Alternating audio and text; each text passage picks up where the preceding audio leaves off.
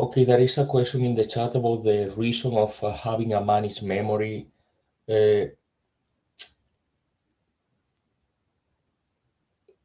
Is a way to simplify the how we develop code. The problem with that this when we, let's say, delegate that to the runtime, heap runtime, is not as efficient as if we use explicit memory allocation. So it's you will see on the now we will see on the sample that is like a way to make things well, simple to use one pointer rather than using several ones. So the thing is we have started, let's see the other way around, we have started explaining explicit memory allocation. So now let's say learning managed memory, it's good to, let's say, to know that this exists, but I mean, my recommendation is to keep using explicit memory. I'm not sure if that answers your question or you are still confused.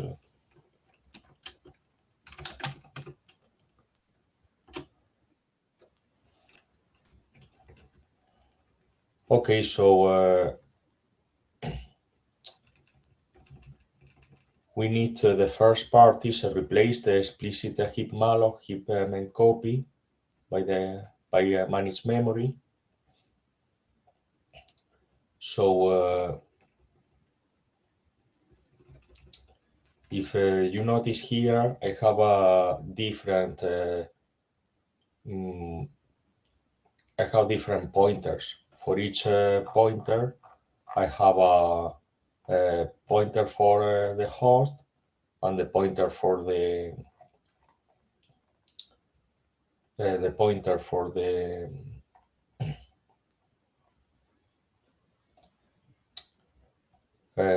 device. What I need to do is I will need to do the heap malloc manage. So let's do that.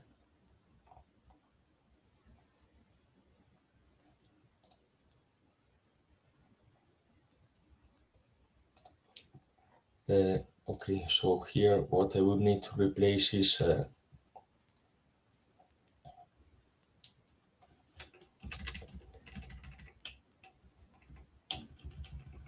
what I can do is I can comment this and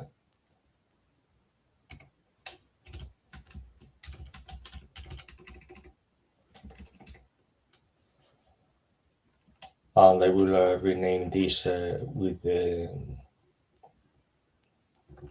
X, Y, and A.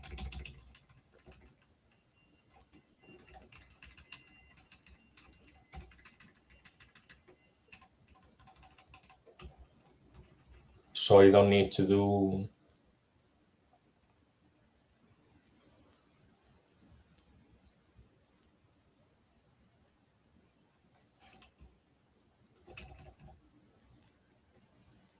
so what I need to do rather than doing this,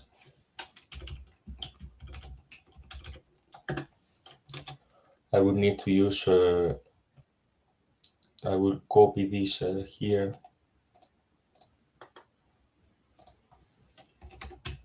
I will need to do heap malloc manage.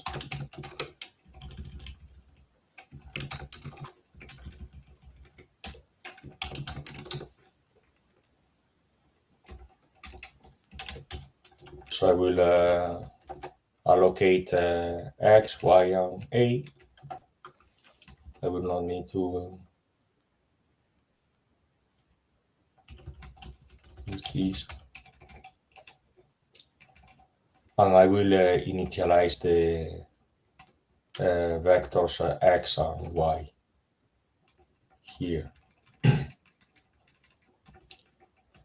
What I will I don't need to allocate on the device because I'm using a single pointer. so I don't need to do the main copy. And here I call my kernel. What I will do is X, Y, and A. This will be the pointers of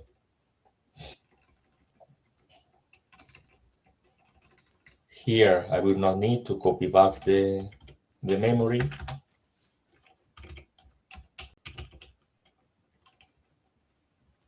Well, this is the check and heap free. I will heap free X, Y, and A, and I don't need that either. So if you see what I'm avoiding is to perform the memory copies. So I only have a single, 3 pointers. So I use a heap malloc manage. And here I execute my kernel, and so oops, there is a, let me check.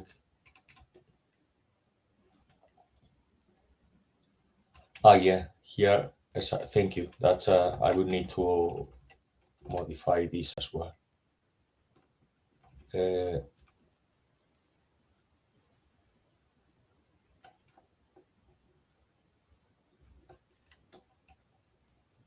Yeah, thank you.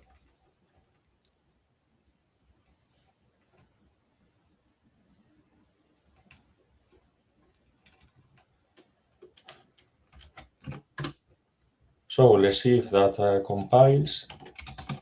Probably maybe it fails because oh, okay, it works. So let me check the submit.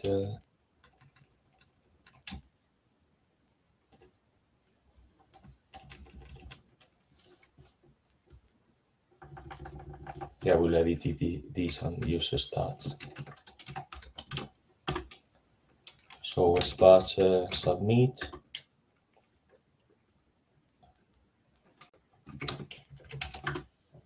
It's running. It's running, ls. So I'll copy results stats.csv. So you see that the time is, if we compare that with the previous file that we have. Oh, this is not, sorry. Performance.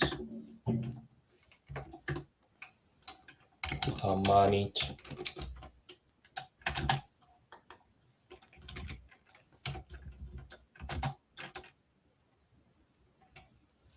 You see that the performance is not as good as if we use explicit allocation. Actually, let me check also if the solution is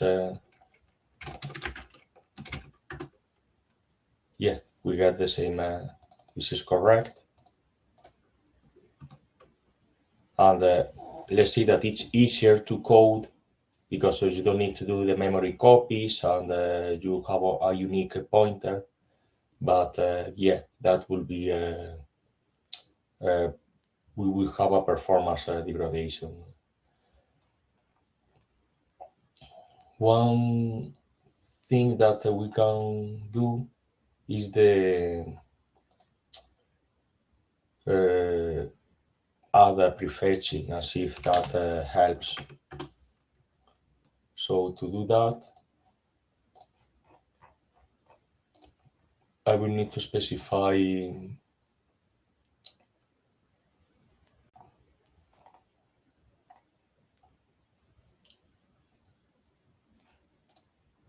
this will be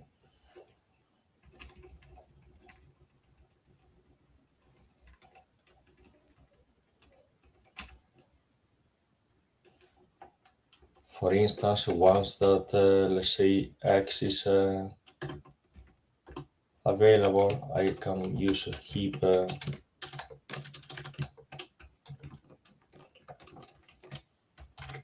insert, keep mem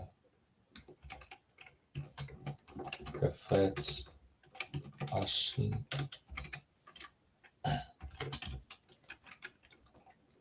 Pointer that will be x, the number of bytes, that this is m row, and the device that we have the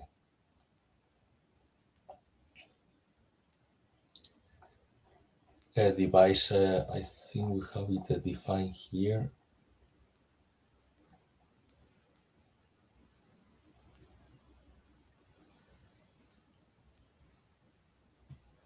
That is this variable device number.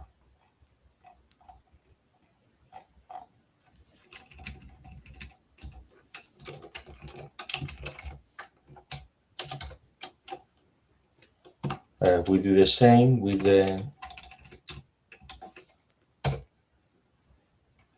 y.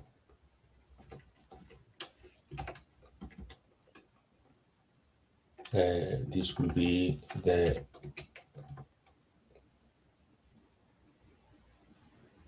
well, actually no, I'm making a mistake here, because this is I need to specify the size of the number of bytes.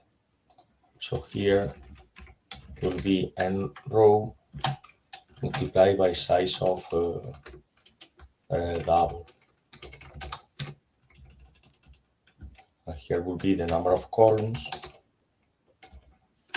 multiplied by size of double.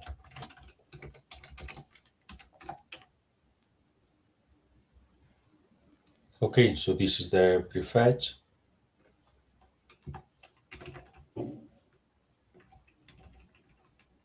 And here, what I need to do is I will copy this. Oops.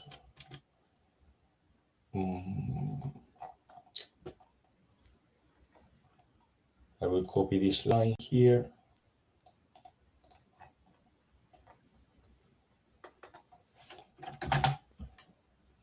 And I will retrieve A.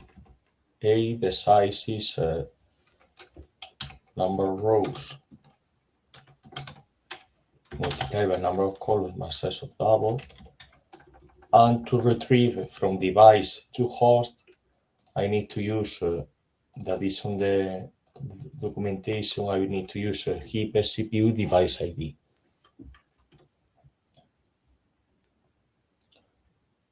So let's see if that makes any improvement in the performance. Let's compile with make. And let's execute that. Sorry, datash.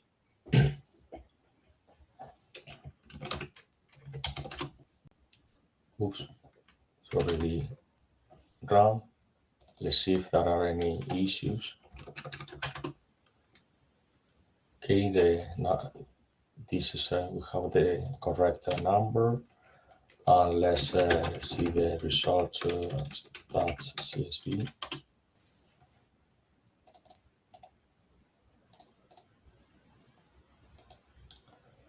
So if we check our performance file,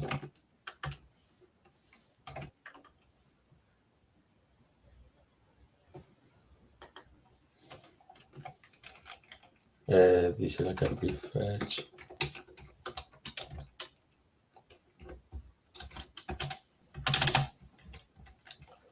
We see that the difference is, well, yeah, slightly faster, but it's not a big. But also we are playing here with a toy sample. Maybe when we have a, I'm not sure if having a bigger sample will make any difference, or but yeah, this prefetching, because normally what we do is we do the prefetch and then we automatically launch the kernel, so the runtime will not have, let's say, enough time to do yeah, let's say to take care of the prefetching. So yeah, performance we would not get a big difference. There is a question here that is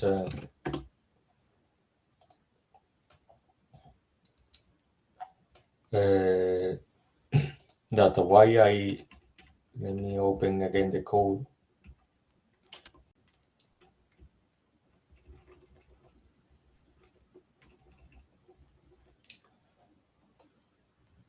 When I execute this prefetch, is we have this memory is has been prefetching is that here this argument is where the memory will be needed. So both x and y they will be needed on they will be used on the device. So I provide the device number, the GPU number. On the other hand, here A will be needed in the CPU. So here this is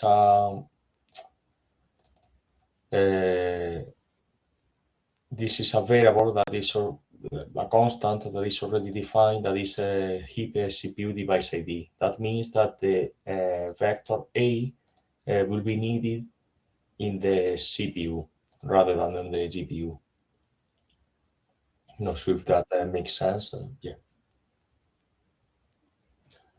So yeah, this is the regarding the managed memory. You see that we let's say we don't need to do the explicitly the copy from host to device or device to host, but yeah, let's say delegating that to the runtime will not provide the best performance. Okay, so next is to learn about the shared memory.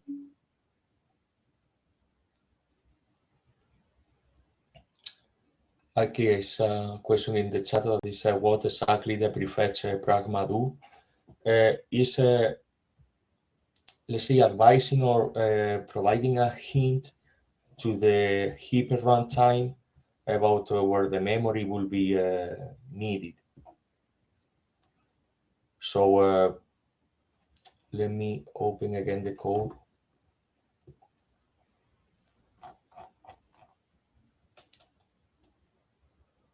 What I'm saying here is that the vector, the array X, will be needed on the GPU. So what if let's say if that works okay, it will start the copy from CPU to GPU. When the kernel starts, the memory will be already available. It's like we are advising the runtime, look, the array X will be needed on the GPU. And the same with the array Y. Take care that the array Y will be needed on the GPU. And when we execute the kernel, in theory, if everything works okay, both X and Y will be already on the device. But the problem that this is an asynchronous call, and let's say we rely on the runtime. So the prefetching could happen or not.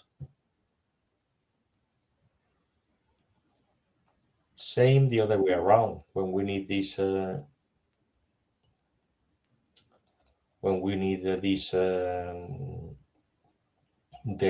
vector A on the CPU. We go here we start using that on the CPU, but before using it we give a hint saying, look, we will need a array A on the CPU. It's not a synchronous barrier. This is asynchronous. This is only a hint. You are only saying that this is not performing a copy. This is advising the runtime that the vector A or the array A will be needed on the CPU. That's why here I specify, let's see, the location where the array will be needed. Not sure if that makes sense or make things worse. Yeah, it's only a hint. It's, we are not doing, if we are using explicit memory, yeah, we are performing memcopy, and this is synchronous and this is the DOM, but we are not doing that. We are only, yeah, hints is the. That's why we have seen that in the performance is not that good, because we rely on the runtime decision.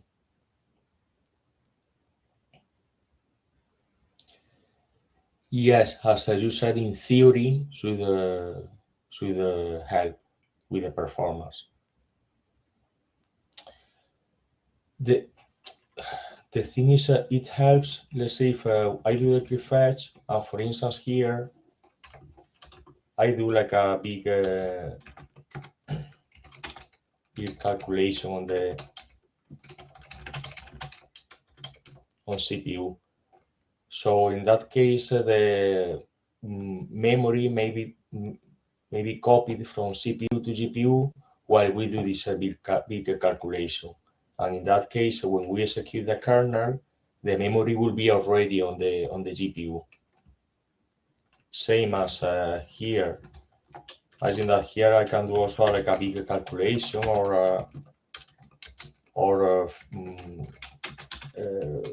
file opening, or like a file writing, or something that will require more time. So in that case, maybe the runtime will have enough time to move the memory.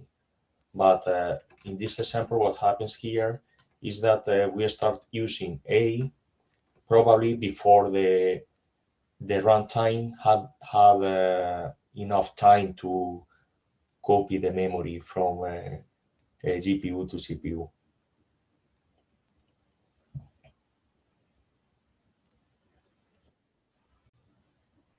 No problem. Thank you for the questions. That yeah, please, as I said, please ask as many questions as you may have.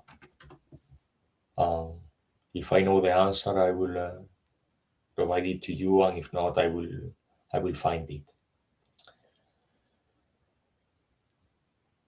Okay, if there are no more questions, I will explain the shared memory lesson, and I will stop sharing this and start sharing this.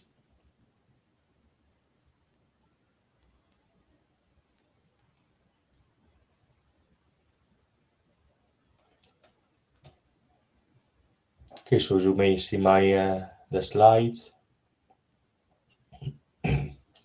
So here so far we have worked with the global memory.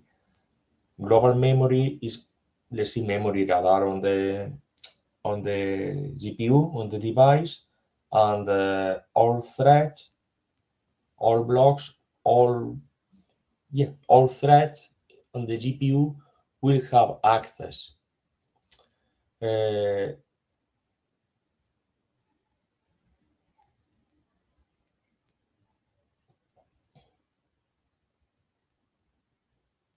Yeah, this is like the introduction. And here before learning like the uses that shared memory will have, we will see that access to memory could be when we use parallel programming, or when we're using threads. So far we have seen that we have independent access. So imagine this is like the for loop here. If we parallelize that loop using a kernel, you see that each thread, that is the thread ID will be I, get access to a position of memory, to a different position of memory. So there is no conflicts. Let's say each thread acts as an independent location in global memory. That this is the memory that we have used so far.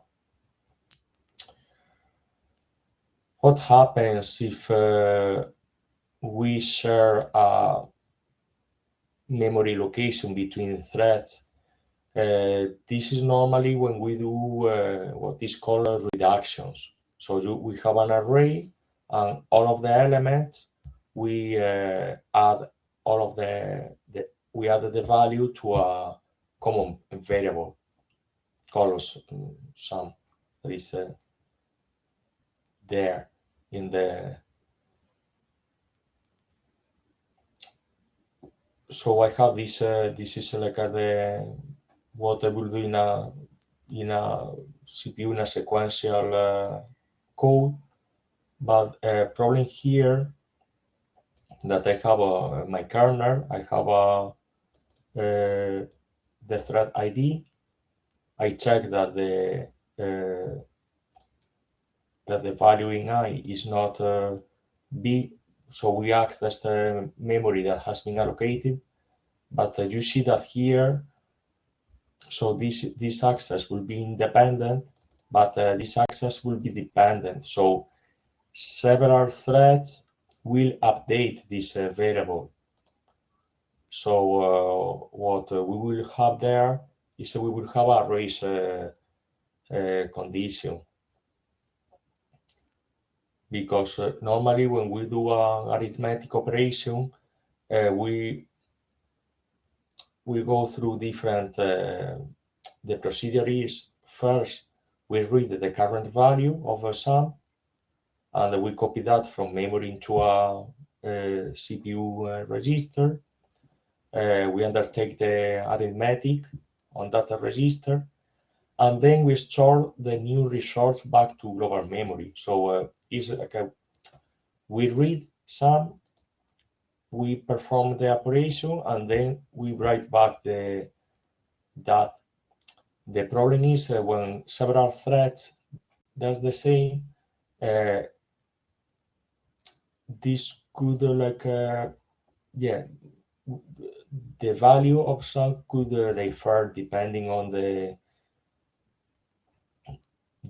because this is not done in sequential. The reads are done in parallel and the writes are done in parallel.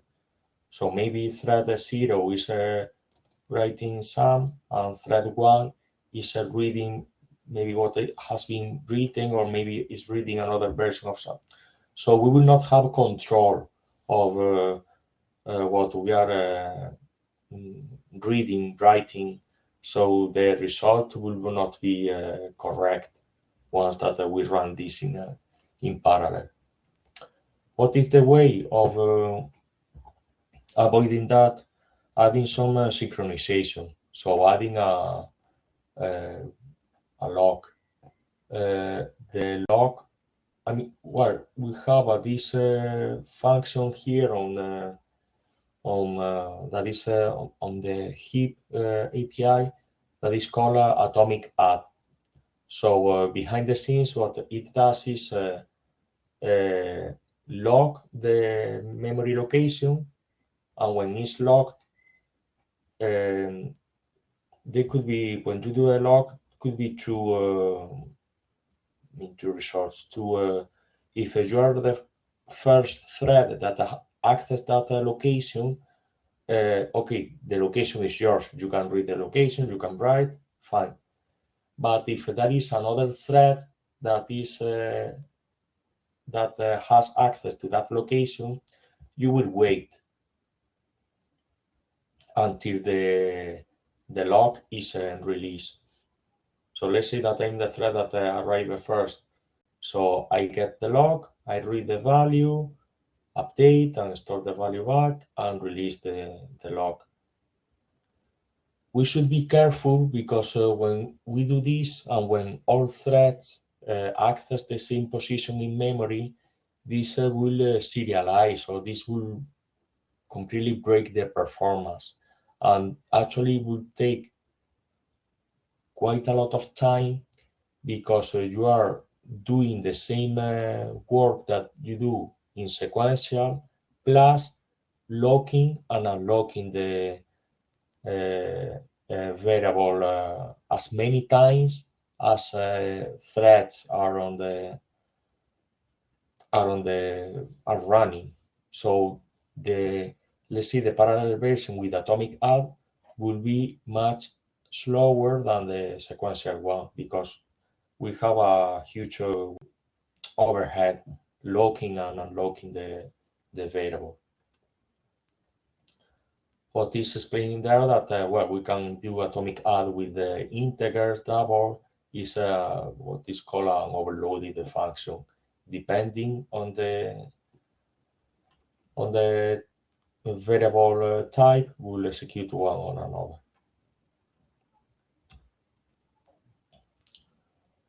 So in these cases, that is what we do is we can do a reduction in 2 steps. We will add all of the elements that a thread that the same block of threads have access, and we will use a variable, like a temporary variable on the shared memory to save that addition. So imagine that you have a 100 element and you have 4 blocks. So each block will add the 25 elements and save the addition on a in shared memory. So remember that the shared memory it has shared memory is per block. You don't have access outside that block. And once that you have done this, let's say these 25 operations in parallel, like in these 4 blocks, there will be a synchronization point, and then one thread will do the remaining 4 additions. In that case, we will get the synchronization will not be that bad as when we do the exercise, we will understand better what needs to be done. Advantage of shared memory, that because it's closer to the computer units, to the cores of a GPU, it will be faster than getting access to global memory.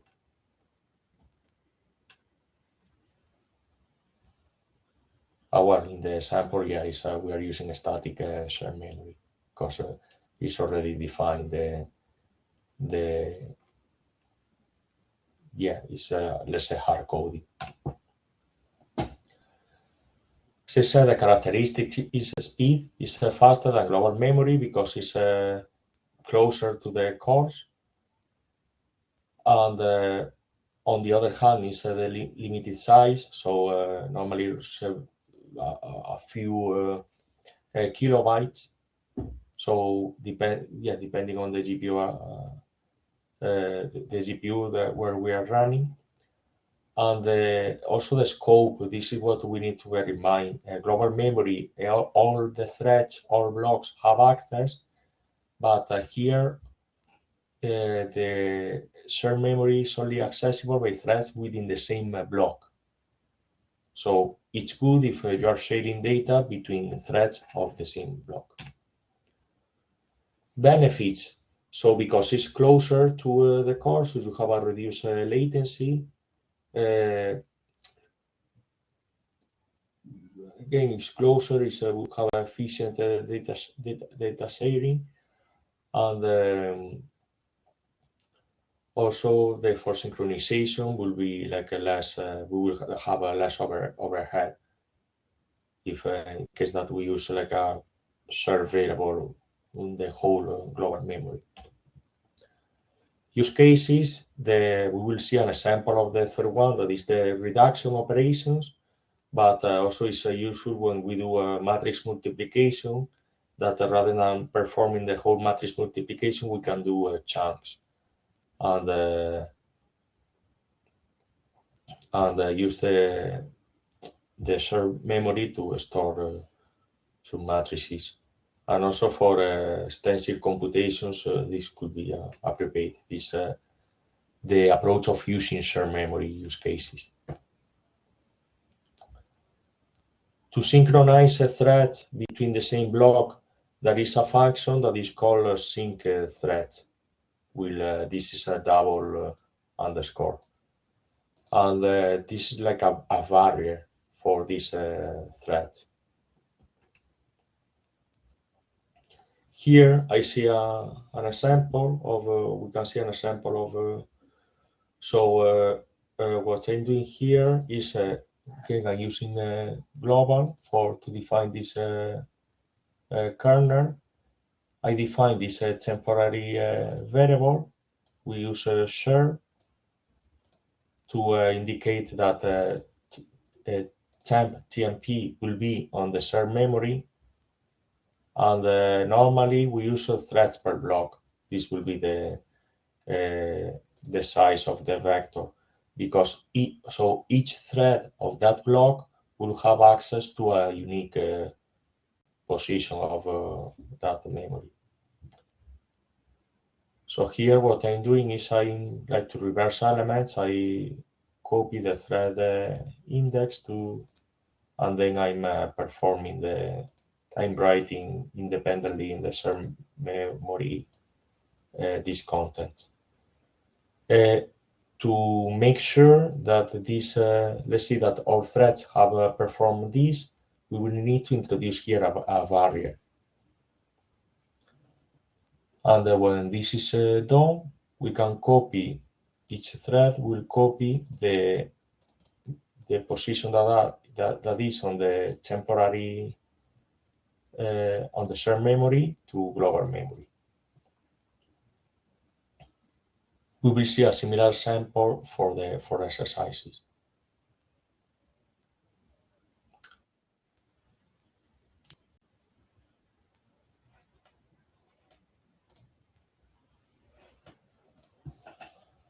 Yeah, so I see that question in the chat that how the final global sum will be updated at the end. We will need it to use okay, it's a bit of a spoiler or like a revealing the solution of the exercise. At the end, we will need to use atomic add, but is well, we will see in the solution that we will use it like a couple of times rather than using it for each element of the array. So we will reduce the number of calls of atomic add. This example, what it's only doing is reversing the element. It's not. So here in the exercise that we will do, here will be the atomic add at the end after the sync thread. When we do barriers, you have learned about p-threads, or it's important not to include that in a condition, because in that case you would create what is called a deadlock. What that means, imagine that we have 10 threads and 6 of them aren't reach this synchronization point, and the other 4 doesn't reach the synchronization point. So the 6 threads that have reached this synchronization point will wait for the other 4 threads, but because the other 4 threads didn't meet the condition and didn't reach this point, they are like done. So there we will have a deadlock. So that's why it's important not to include that inside a condition, inside a point that some threads will not be able to reach the synchronization call. This was mentioned yesterday about the branch divergence. that this is also something that we should avoid. It's not a problem when we check the length of if when we check if the thread should perform an action or not, because this will be either do the action or do nothing. So in there will not be like a strong performance application. But for instance, in examples like this, if we have if the thread ID is even, so we have a 0, 2, 4, perform an operation, and if not, perform another operation. Um, this will break the performance, because what we have learned in this morning, that the uh, threads are executed on a wavefront of a warp, and if these threads inside the warp or wavefront should have the same operations. You should not have like a different uh, operations. So that will be, yeah, this will not will be used efficiently. Solution to that, so you can write something like you can mitigate that using uh, controlling the warp size. So threads on the same warp will perform this operation, and threads from the same from the next warp, other warp, will perform this other operation. And in that case, you can mitigate the branch divergence. But yeah, it's also what like a rule of thumb is try to reduce the number of conditional statements. Use them unless there is no other way.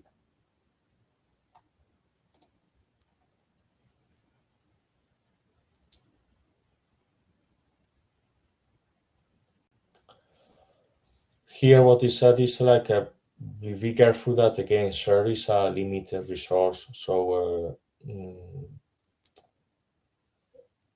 that could cause problems if you are overusing the shared memory. So now the exercise that we have is we will perform a vector scalar. Uh, so I will do the multiplication of x and y, and I will store the results on this variable. So there is a serial kernel in this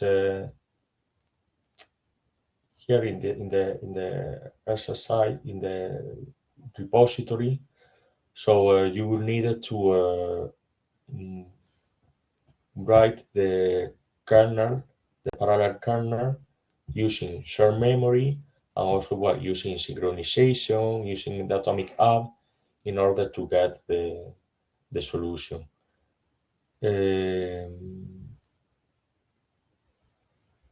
I think, let me check the timetable.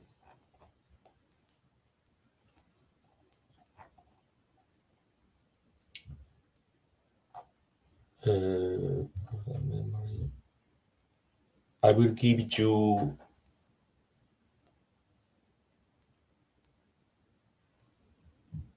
I will give you 15 minutes, and at 2, what we will do is we will learn about the constant memory, and we will keep working on the exercises. As usual, if you have any questions, please feel free to ask them in the chat.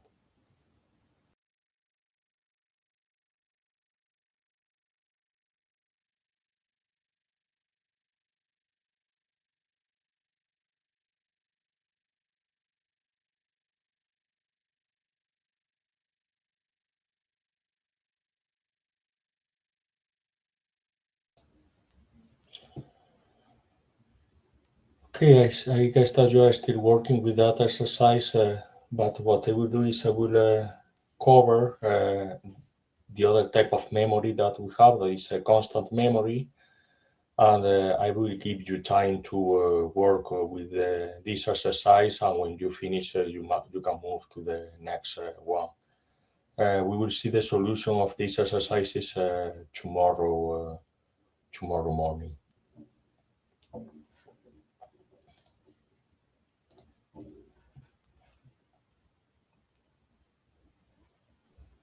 Also, well, the last part of this exercise is in case that you want to just use atomic add, you can do so, and yeah, see check the performance difference between the solutions that you have. So the next lecture will be in constant memory.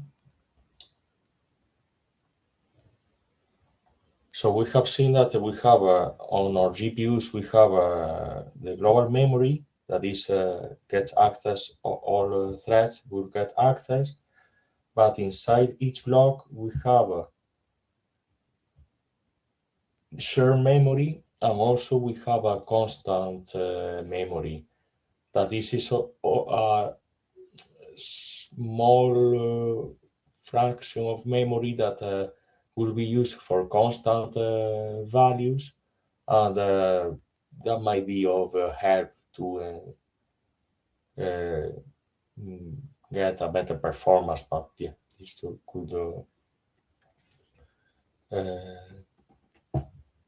maybe could not be always the case. It's depending on the program that you are solving.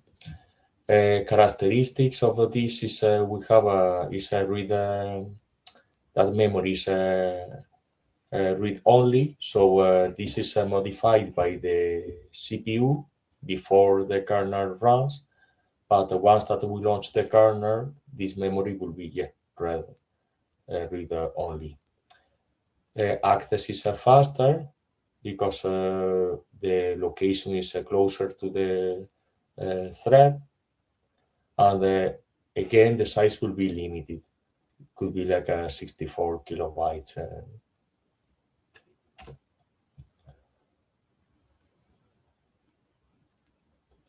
Benefit is faster the access to get access to the constant memory, because it's faster. There is only one. The latency is less.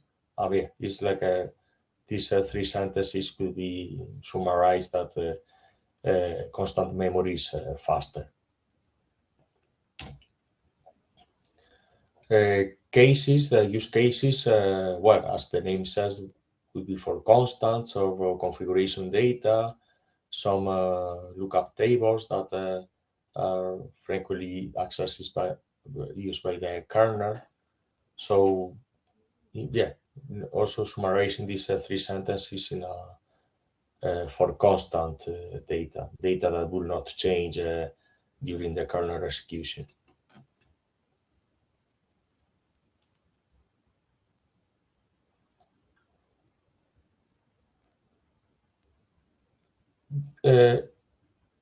When we use constant memory, we can avoid well, it's a way also of avoiding sending constant parameters to the, rather than sending the parameters via arguments. When we call the kernel, we can use the constant memory.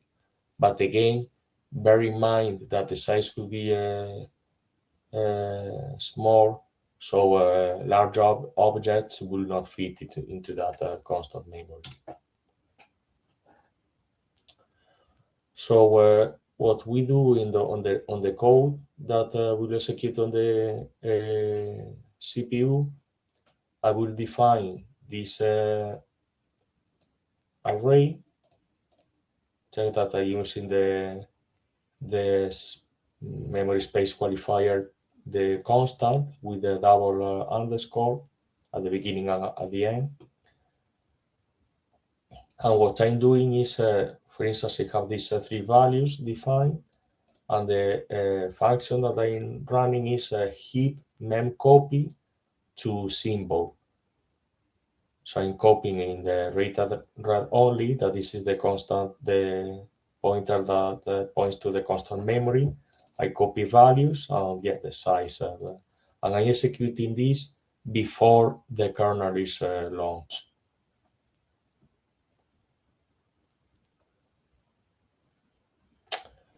We have here an exercise of using a matrix vector product.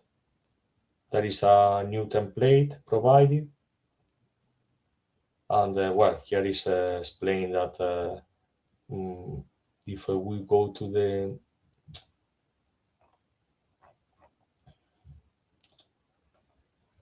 repository, we can see the whole, maybe the whole exercise. Let's see if.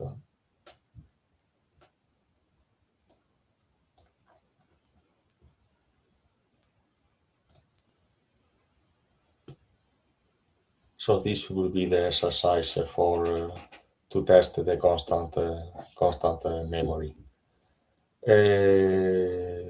I'll give you now time to continue with the previous exercise, and if you finish, yeah, keep going with this. Let me check the timetable.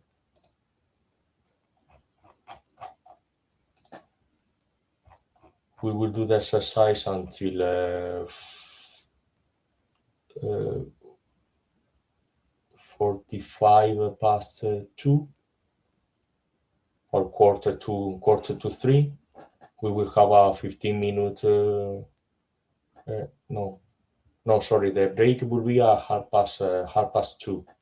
So will be yeah, half past 2 will be a 15-minute break.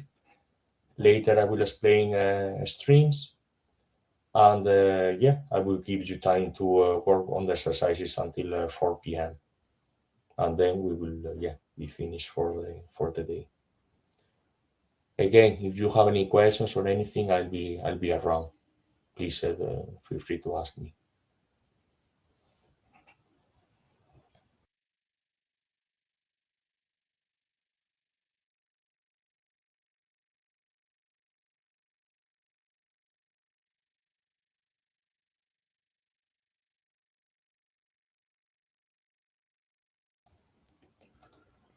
Okay, so let's see the solution to the shared memory problem. I see that is an interesting question in the chat that is asking James, is there a reason that all the samples use doubles? I thought the GPUs were optimized for floats and took a massive performance hit when running on doubles. I mean, the use of floats of doubles depend on the precision that of the accuracy that we want to get when we run the code. In some cases, we would need the use of doubles to keep the right answer.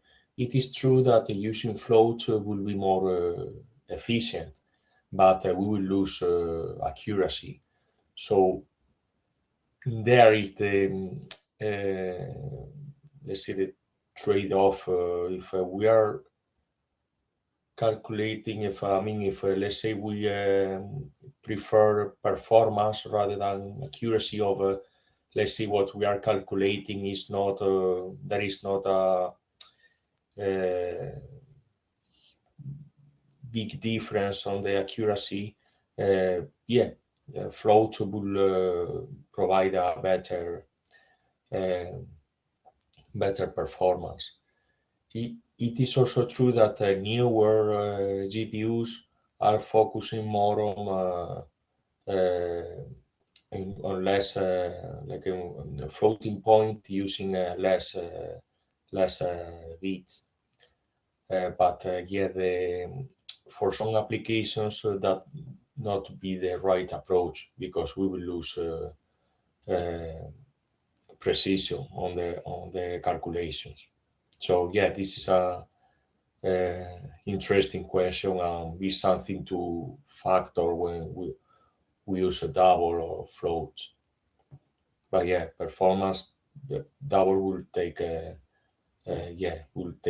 more time for the calculations. Actually, that could be like a good exercise to take an example and change the double by float and see if there is any performance difference. Thank you for the question. That's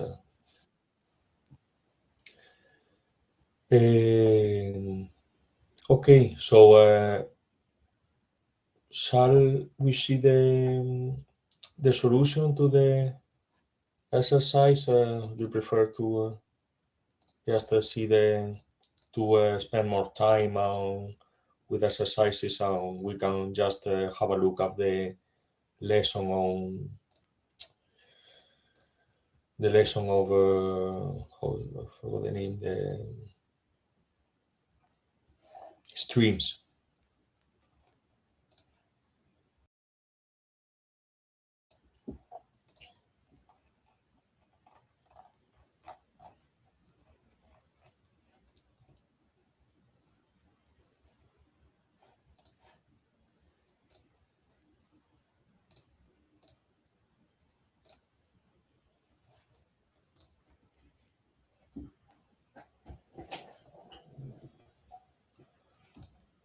Okay, so what I can do is we can have a quick look at this at the exercise of on shared memory, and we will later learn about the streams, and tomorrow morning we will solve the exercise on streams and keep going with the material.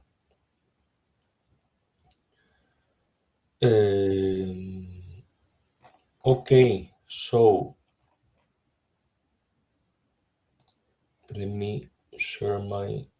Oh, well, yeah, this is already here. Make this.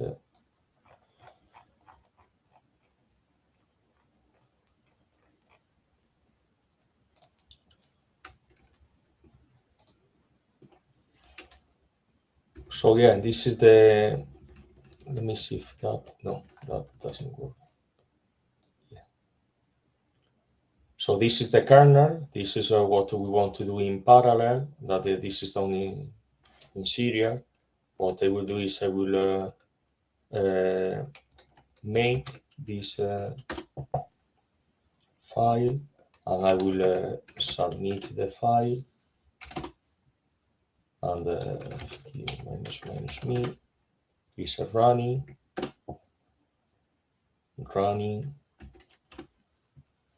and finish, so I can get the result stats CSV, and I can see that yeah, let's copy this time.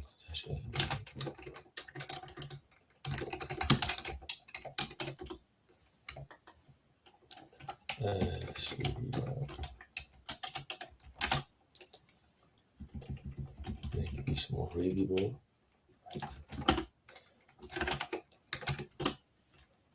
Okay, so let's edit this exercise. What suggested procedure that is here on the not it's on the exercise is to use a shared temporary variable to store the contribution for each different thread in a block, and then compute the sum for the block. So let's go step by step. I will not need this any longer, so I will actually get rid of that. Actually, you can keep the return or remove it. That will not make any difference. Okay, so we are here. We define the thread ID, and what I will define is also a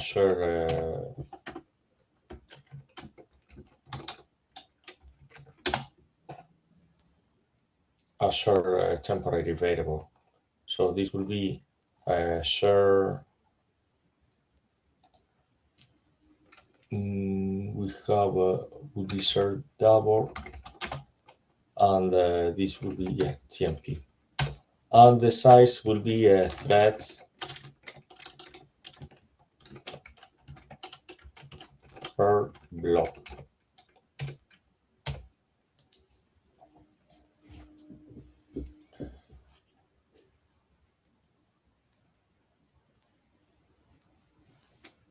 So next step is to each we will save in TMP thread idx.x. We will save there the multiplication of x, y, y, I. This will be done in parallel. And here I will need to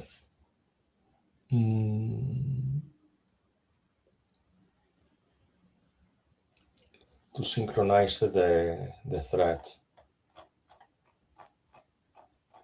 So let's do that.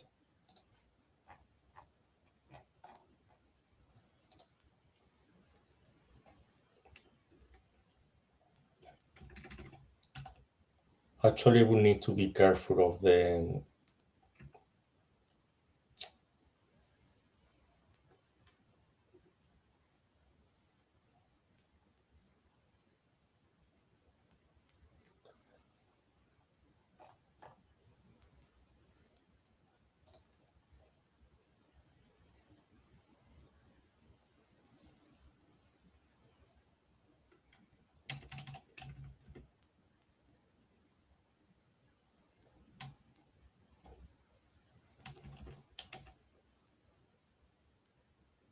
I need to be it's on the exercise as well that I need to be careful that because we can have that this could be like the thread ID could be bigger than the X and Y. So it's recommended to do if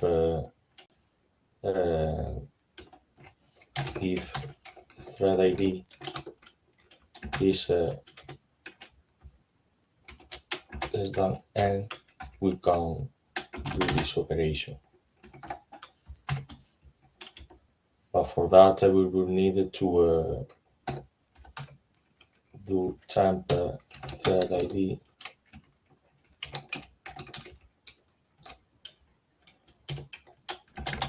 equals 0 to initialize the, so have something like that.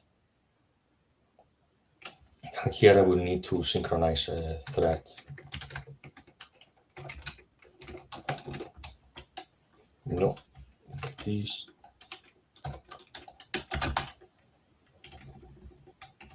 So let's recap. I have a thread ID here, temp.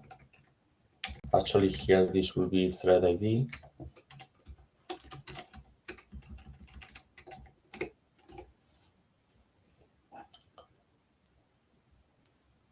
And synchronize threads.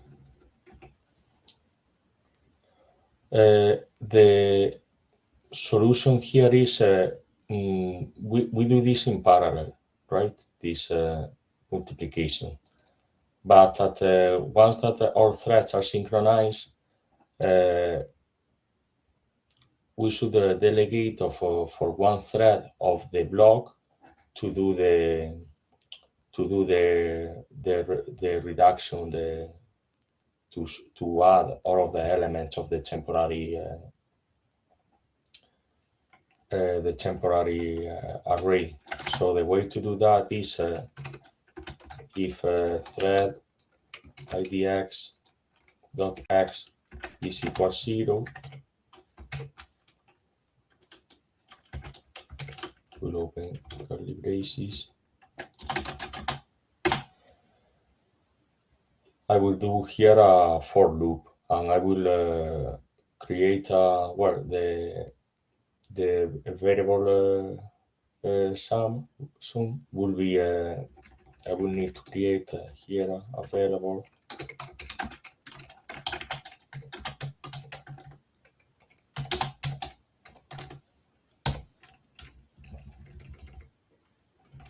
that one. This has been created here.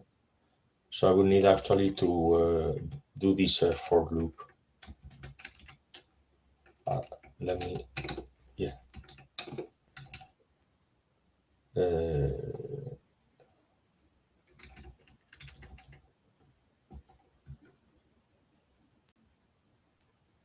So for anything,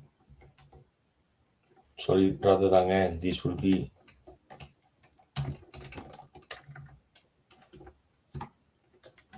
oops. This will be threads per block.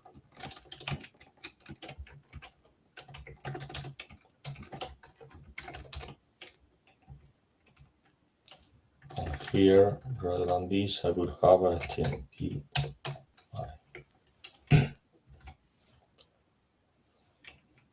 And here, this is a problem. I should be careful. I will close this.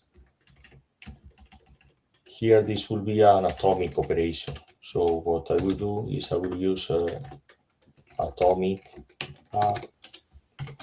result and sum.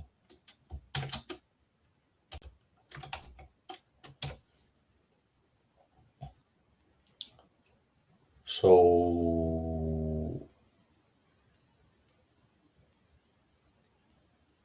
yeah, that should work. Let me let's check that. So let's see if that compiles. Make. Let's execute that. Patches submit. Actually, let me check because we haven't checked the.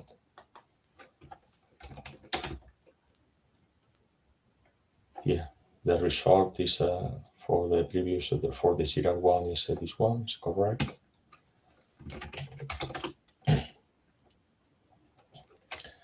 Let's see the result of this one is correct as well, and we will see the performance. So cat results stats CSV. So we have this figure that we will save in performance.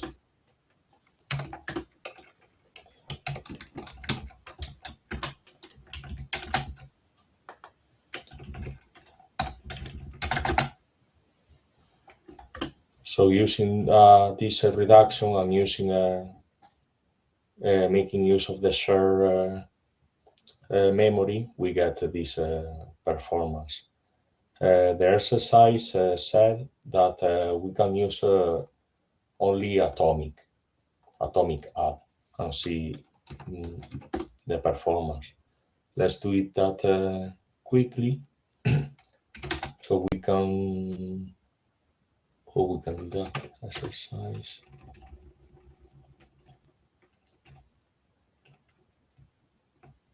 So what I will do is I will copy this and I will create another function, and you can see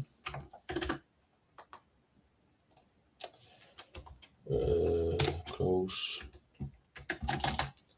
So here what I will do is I will need this line here,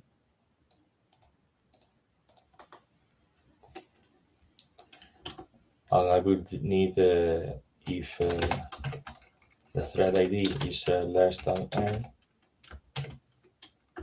an atomic add result, and here I can put the multiplication.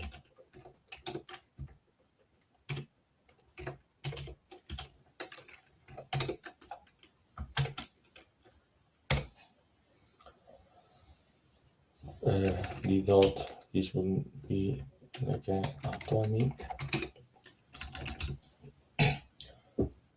So all of this is simplified with this. What will be the issue? The performance that here I'm doing as many atomic additions as the number of elements that I have in the vector of the array. And here I reduce the number of, I'm doing an atomic addition per thread, sorry, per block. I need to update here the name of the dot atomic,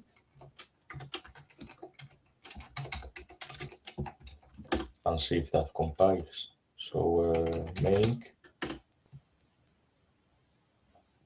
and submit the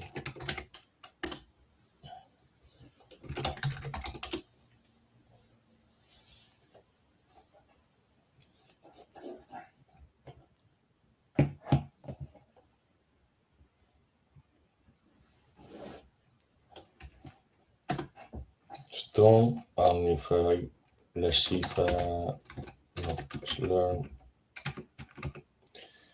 This is no, this.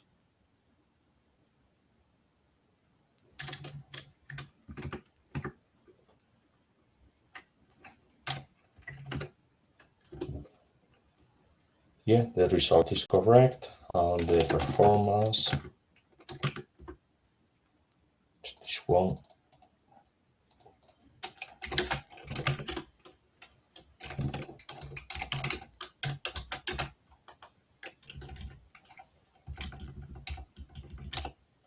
Oof, that you see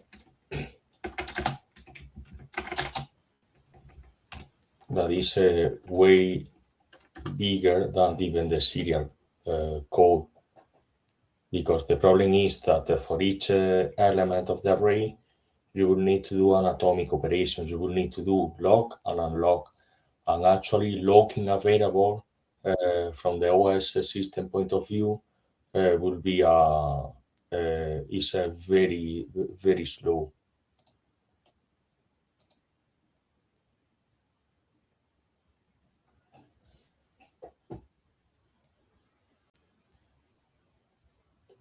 Well, that's a good point. Normally, when we to there is a question in the chat if this could be a glitch. Normally, when we do some benchmarking, we should like execute this several times and see if there is a normally either get an average or maximum or minimum. Check that the performance is within some sort of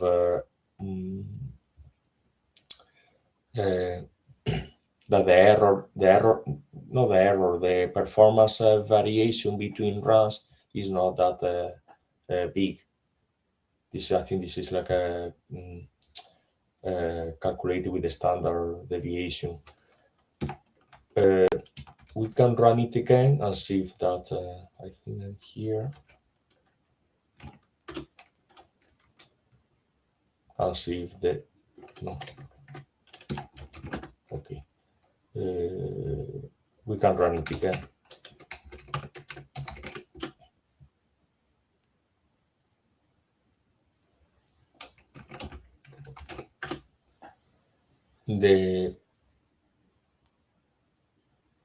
I mean, if you are getting the same value for the atomic add and the shared memory, maybe that is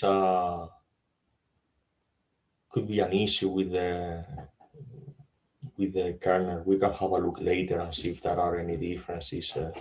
Could be the case that you are using atomic add more, or maybe on the maybe the atomic add, if we open the exercise, could be that atomic add is placed inside the for loop rather than outside. So this could be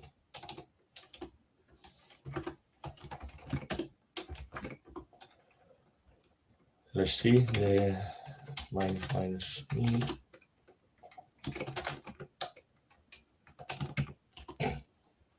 Well, yeah, now we got less time, but the performance is around the same.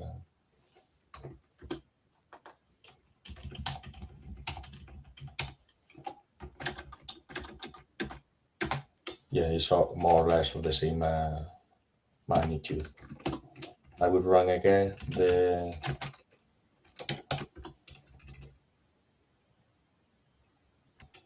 parallel with the d dot.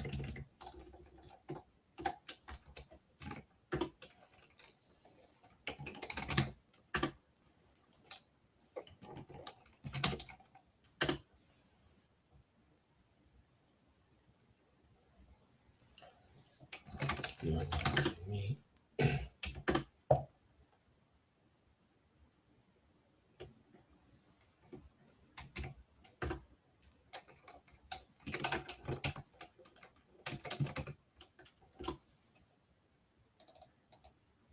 Yeah, it's this case is again much. So it could be the case that is maybe is inside the.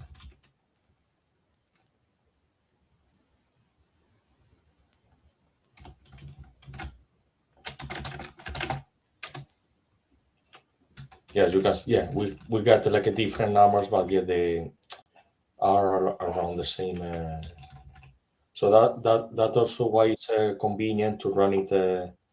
Uh, to run it. No, I mean, don't worry. It happens actually. Yeah, happened to me the past that yeah, the atomic addition was inside the.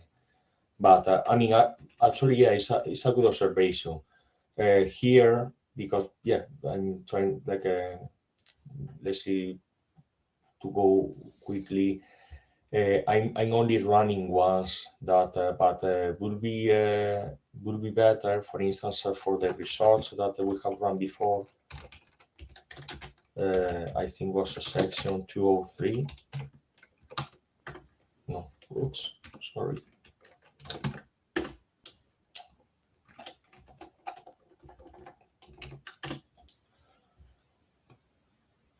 Here we see that, for instance, the J loop and V2, the difference is small, and we said, oh, look, this is like not maybe not optimized, but we should have run this several times and this several times and check if this difference still because it could happen that for some reason the node is busy or is not in a good state and we are getting.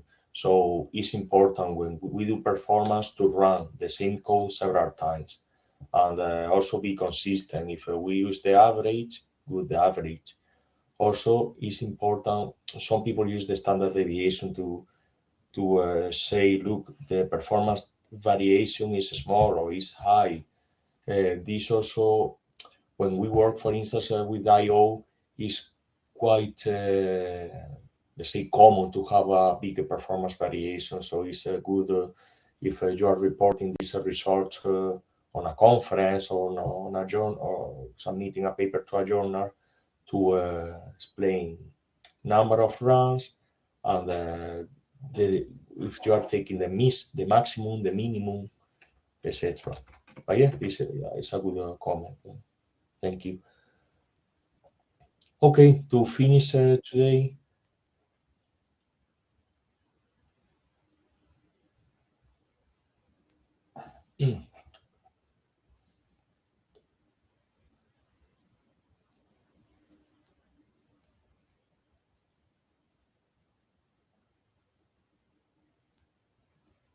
Okay, there is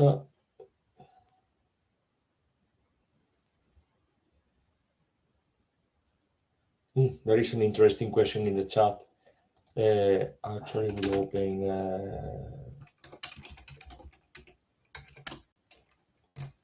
I will copy the code here.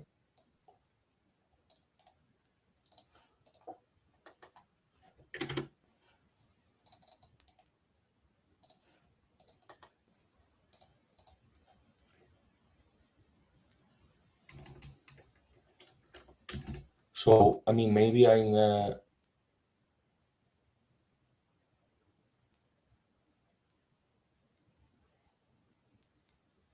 is the okay. The thing is we are initializing this to 0. So when I perform this and the difference of this, I mean this is equal to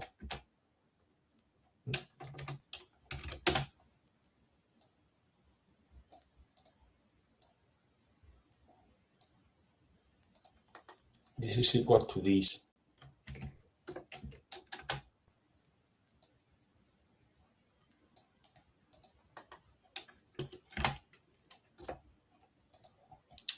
Because this is 0, it's equal to let me see if I can copy.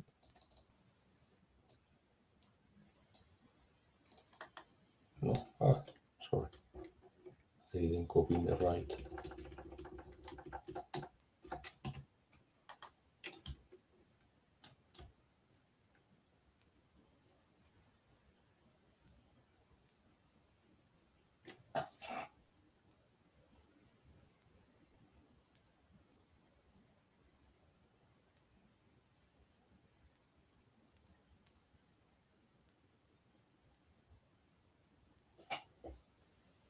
Yeah, I'm not sure if I understand it.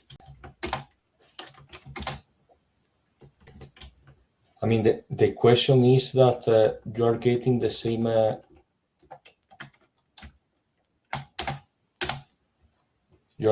same result executing this and this. My answer is that because this is a 0, what you're doing here with the plus equal is you are performing this operation. So that's why this is translated to this. Not sure if this is your question but please let me know.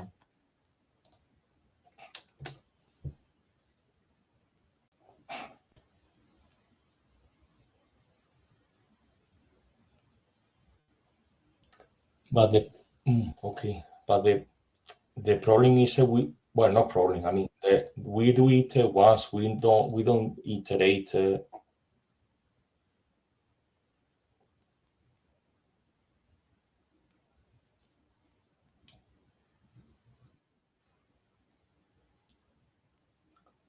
It's not. Yeah, the equal is not the same as plus equal. But if we are using if one of the elements is 0, is let's say equal. Because we are not iterating of this, we are performing this operation once. Let me open the yeah, no, that I mean makes sense that sorry, this is the kernel, right? So here we are defining the variables, and I'm executing this once per thread. What is a little bit confusing here is that the shared array, the index is a thread id.x, but what I taking into account here like the whole the thread ID. So this operation is done only once per thread. It's not like for instance in this the first time that this is run is sum equal TMP, and the second time will be sum equal sum plus TMP. Not sure if that makes sense. So yeah, this is like the kernel of the. Thank you. Cool. Any other questions or any other comments before we explain streams?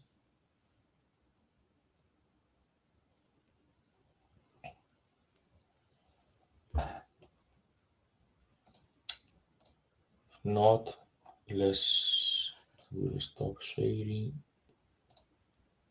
No, I want to share this. I want to share things.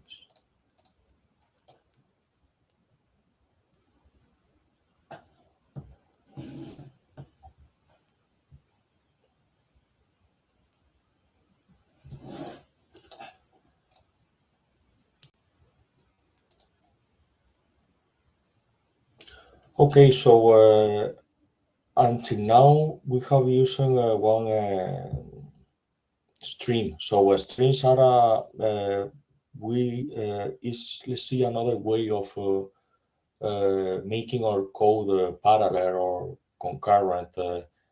String is an independent flow of sequential operations executed on the GPU. Until now, we have used only one string. We have used the main one, and every time that we have done a memory copy from host to device, device to host, kernel launch, we have used the same string. But because we are using the same string, the operation are these operations, there's memory copies, and these kernel executions are done in serial, one after the other. But if we use multiple streams, we can overlap operations like kernel executions or memory transfers. And we can have like a better GPU utilization. This could be helpful as well. For instance, if we have several GPUs, we can have several streams. So we launch like the memory operations and kernel operations for one stream for one GPU, and using other stream for the other GPU, we can use. So the idea of this is to have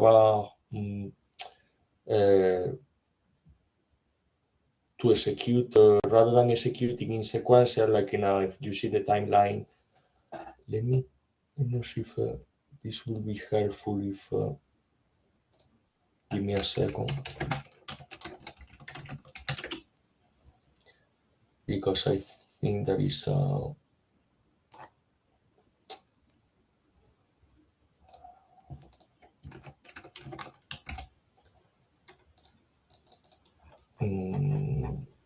is here.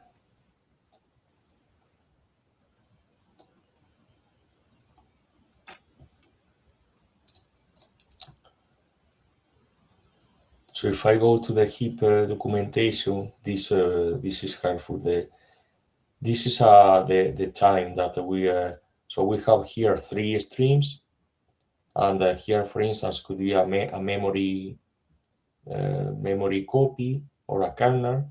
This could be another memory copy or memory copy. This could be a kernel. So here you see that they have 3 streams in parallel. So I can this box could be either a memory operation or kernel operation, and I can run them in parallel.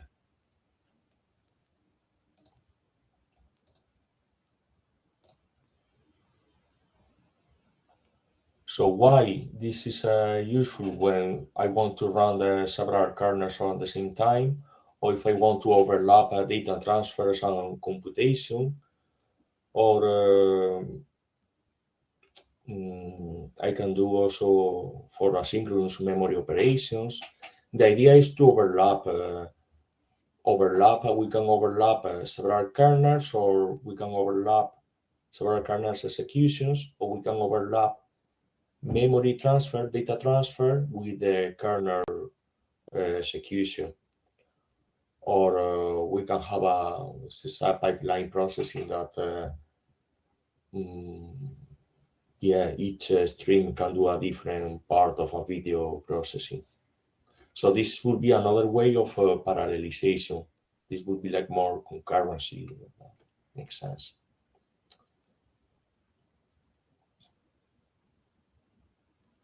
This could also happen for load balancing of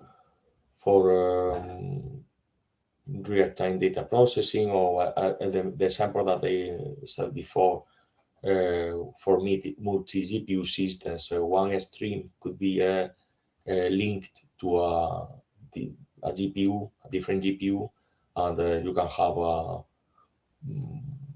another way to execute the kernels or memory operations. Stream management, we will need to define the stream. So the type will be heap stream underscore T. We need to initialize it. Remember to send this by reference, heap stream create, and release heap stream destroy. And I can create arbitrary number of streams. But yeah, needs to be created and destroyed, like when we allocate, as if we were allocating memory. When we use streams, we can use the asynchronous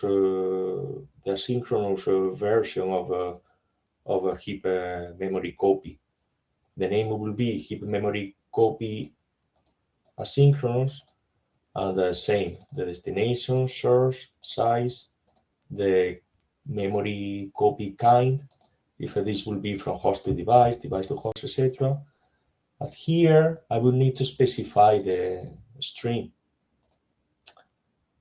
Normally what we do by default, we don't specify that, and if this is not specified, it's use the default stream. But in case that we have several streams, we can specify that variable or that argument in the function.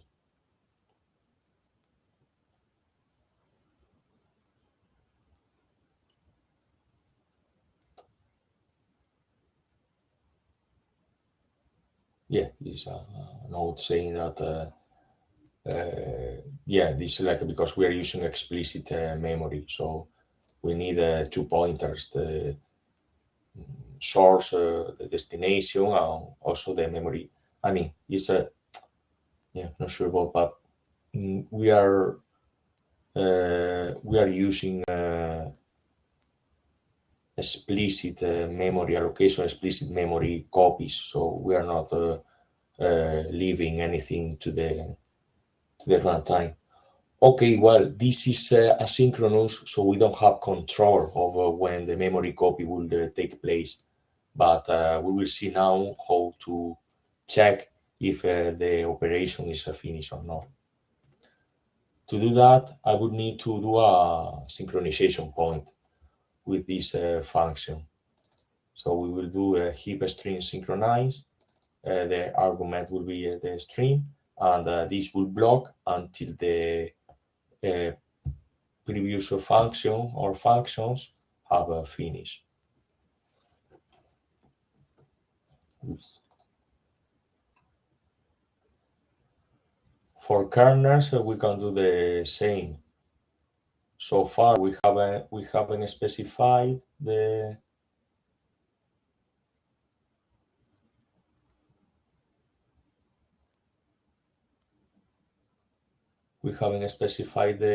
string argument, but when we use this way of calling a kernel, we can specify it, as well as if we use this function that, heap launch kernel GGL. Concept here that is explained is another type of memory that is called pin memory or page lock memory. You may know that when we run when the memory that is on our CPU, laptop, compute node, we have a limited size of the RAM memory. I think this is normally this is for performance reasons is not enabled on the on compute node, but I mean could be the case. The thing is, if you are using more memory that you have, what the operating system does is that the pages of memory that are not used are copied from the memory to the disk, and if they are needed, are copied back. If we use pin or page lock memory, is a type of memory that will never be swapped out to disk. And in this case, the performance will be faster because they will be always on RAM, will never be on disk. To make sure that we use pin memory or page lock memory, the functions is a heap host malloc. That is like a similar syntax of a malloc. I'm a heap host free. It's explained here that this could be used in conjunction with the streams to when we are like very concerned about the efficiency, or we want to, like, I don't know, test, make sure that the memory is accessible. And yes,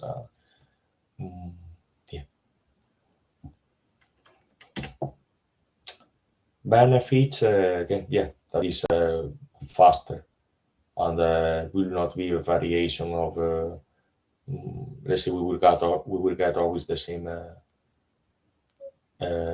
performance. Well, this is also that there is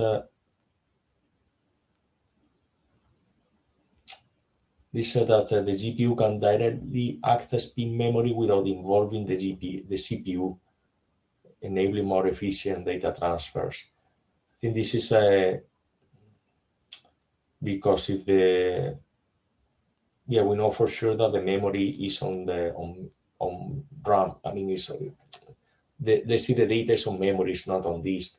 So no page fault will happen. Will not be involved on the CPU. But have a look on. Again, well, pin memory is like more limited than the pageable memory, so so we shouldn't use it for everything. And just to finish for today, we will have a problem that is this blast call digger. So what we will use is streams and page lock host memory. So for the vectors, the x and y, I will replace the relevant heap memory with an asynchronous call, and this will be done in concurrently, in parallel. So I will have two strings. The first string will copy x, and the second string will copy y. Tomorrow, we will see that we have a tool that is Perfetto, that this tool we can get a graphical visualization of the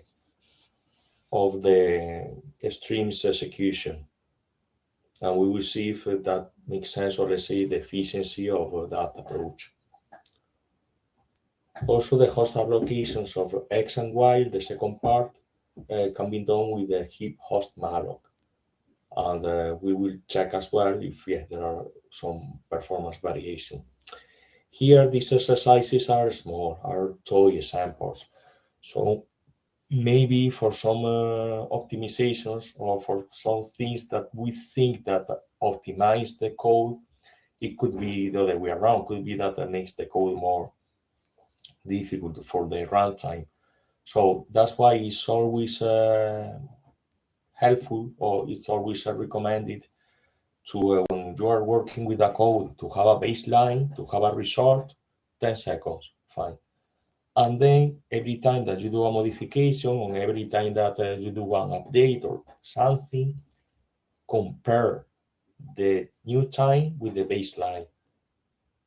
It is also important, and you can always imagine that in next week you run the same code and you have takes 20 seconds rather than 10. it could be the case that the compute node is not working correctly, or we have seen for instance, for the ARCHER2, the GPU node, that could be sometimes that it's not work. For some reason, the runtime is not working. Okay, so we would need to restart the node to fix the issue that. The important what I wanted to show, the important point here is always to compare. No, because you may think, okay, if I use hip hop malloc, I will get a excellent performance. It could be the case, but it could also be the case that maybe the performance is similar or even worse. So this is always every time that you do a modification, check if the modification actually improves the performance. Okay, so I will leave you with this exercise. I will be around until 4 p.m. And in case that you have any questions or anything, and tomorrow we'll be back at 10 a.m. to see the solution of this exercise, and keep learning on how to use more than one GPU. Also, we will see how to use graphs. That this is like a, how to say, I would say complicated, but maybe this is not the right, description of the, like a, let's say, different version of or different way of using streams, but will be like a more convoluted because you can have a graph rather than different streams, and you can have like some dependencies. Yeah, we will see tomorrow, but using graphs will be a bit more. Is more complex. You'll need to write more lines of code. Okay, stop talking and leave you with exercises. As I said, I'll be around until 4, so please, any questions or anything, let me know in the chat.